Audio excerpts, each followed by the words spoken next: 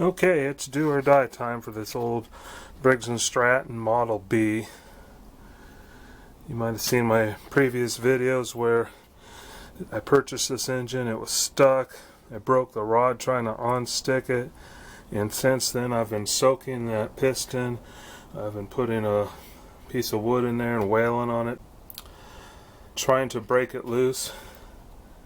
Nothing's worked. It's just stuck in there. So either this is going to free it up or break it to pieces and I'll be done with it. So let's get to it. I am going to try to find a piece of metal to put over that piston to displace some of the pressure. So I'll be right back.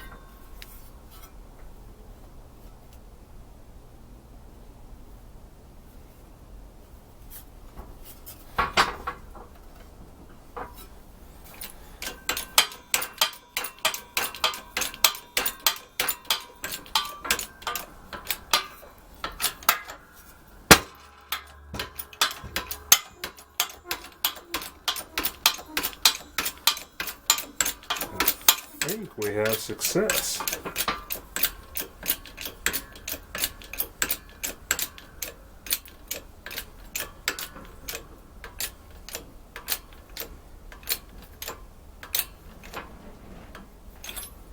And it was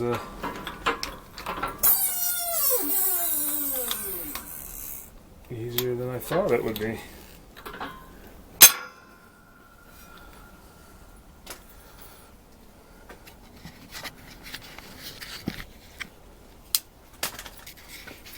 Let's see.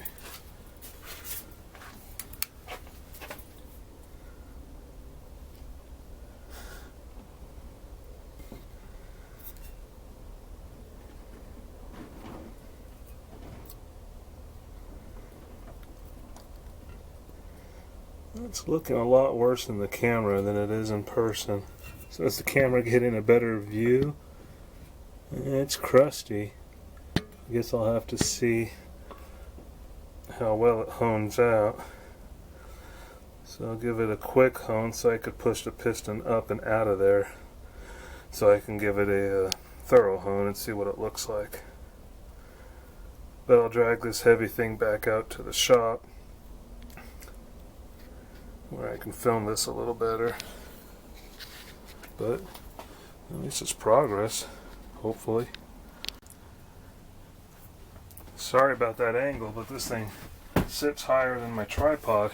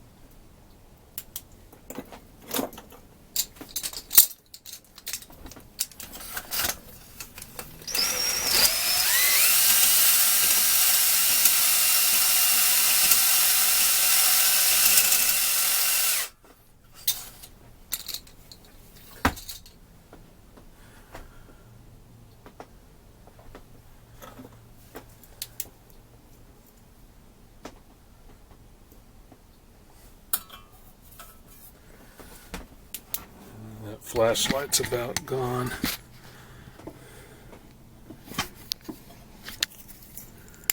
Well, that camera really picks out the defects.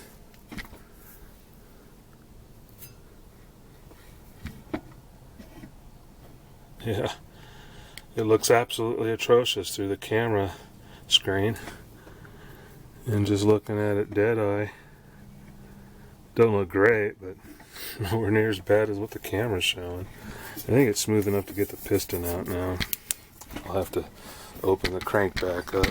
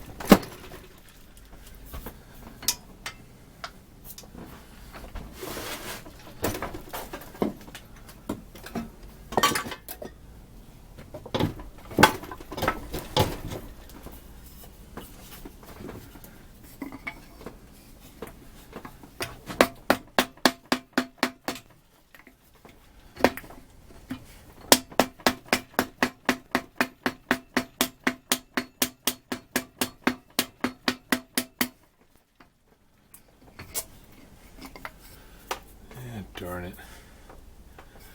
Chip the gasket.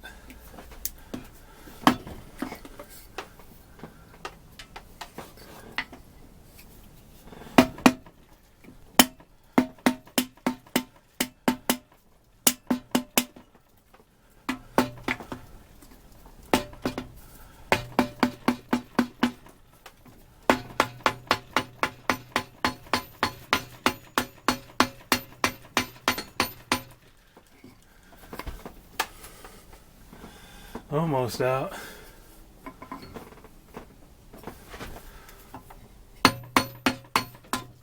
Got it.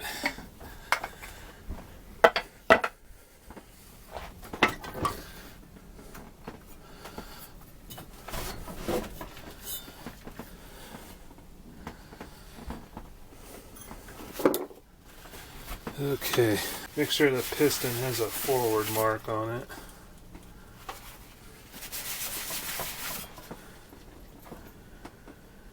Which I'm not seeing.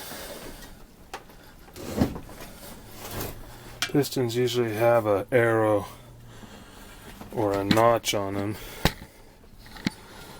to show you how to orient them when you put them back in.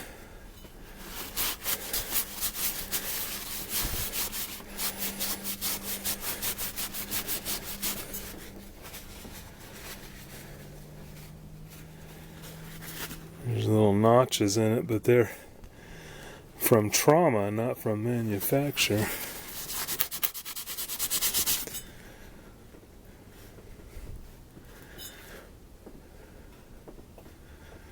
Well, I'm just going to scribe a little arrow towards the carburetor. And that'll remind me.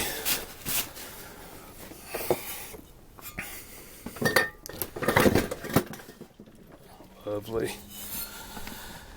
Yeah, it would have been a little smarter if I just pulled the crankcase off, because the sump on this unbolts, and then I could have had a straight shot on it. I was just trying to avoid that, and it caused me to nick that gasket.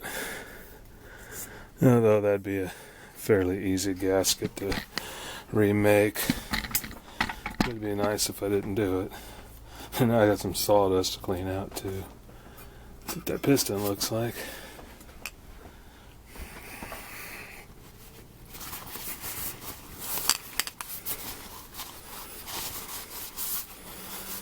It's got some hours on it. That's for sure.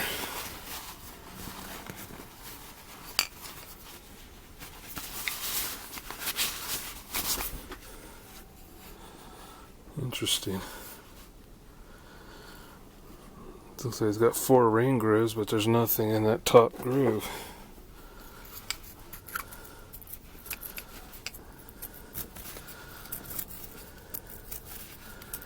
I'll do a little research on this engine, find out if that's factory or somebody left a ring out. It may be factory, because look how skinny that groove is compared to the compression rings, which look like they're stuck. Oil rings half stuck too. There's one of the joints. I wonder if just setting this thing upside down in the sonic cleaner would be enough to help free those up. Yeah, there's the seam for the top one. Yeah, that groove's way too narrow for a regular ring.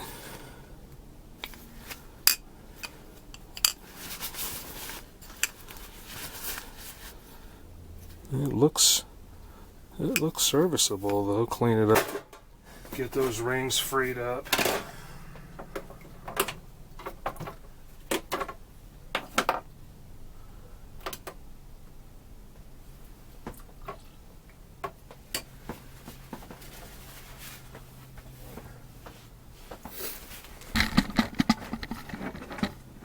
Okay, I'm going to put this thing on the floor and give it a good honing and see what those cylinder walls end up looking like.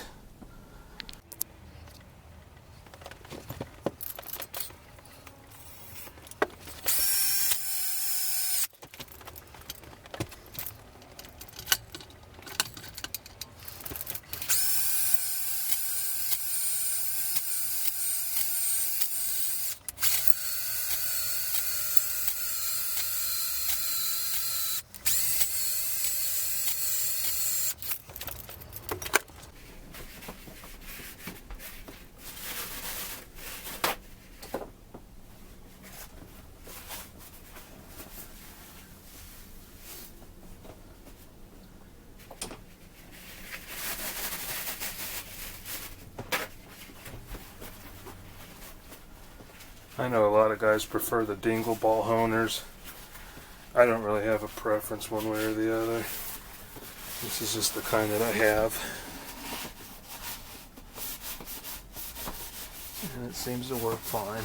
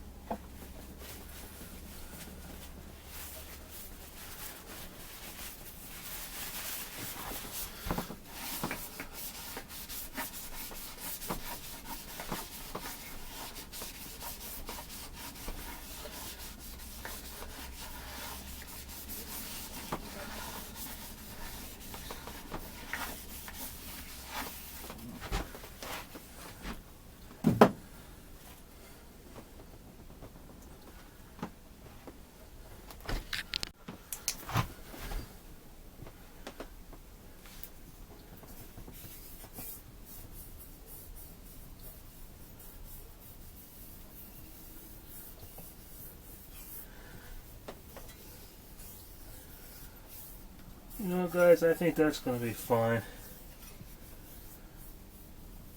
I can visually see some pitting and probably a ring there where the piston was stuck all that time. But you can't even feel it.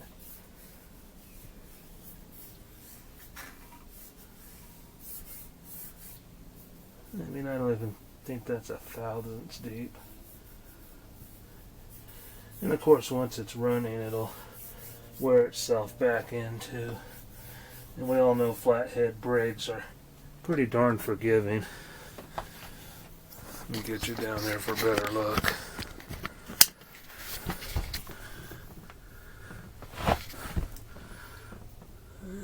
There we go.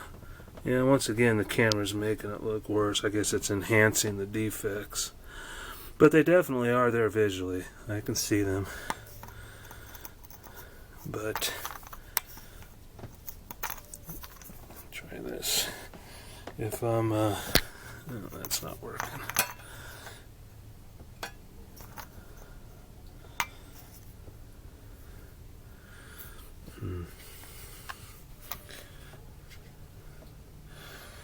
If I'm running my finger on there, it's not even enough to catch my fingernail on.